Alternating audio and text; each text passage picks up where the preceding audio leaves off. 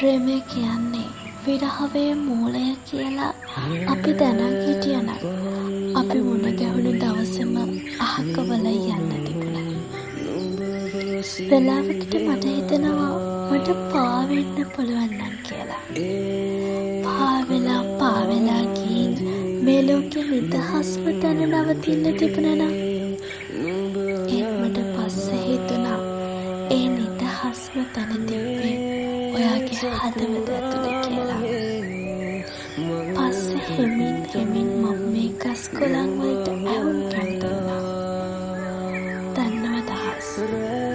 එයාලා මට ප්‍රේමය ගැන හරි ලස්සන කතන්දර කියනවා. ලෝකය ගැන, විරහව ගැන, ඒ වගේම ඔයා ගැන මට කියනවා.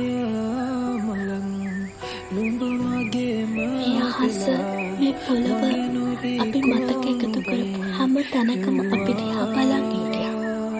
අපි hina වුණු හැටි hina වෙලා බලන් හිටියා. ඉතින් ඔයා නැති මේ තප්පරවල මගේ තනි රකින්නේ මේ මතක, මේ අහස පොළව. ඇත්තටම එදා අපිට හැරෙන්න නැතුව ඉන්න තිබ්බා. දරාගෙන ඉන්න තිබ්බා. හරියට මේ මහා පොළව අපිව දරා ගන්නවා වගේ. ඉතින් මෙන්න හැම මොනවා කියන්නද? ආදරේ කියලා විතරක් හුස්මක තියලා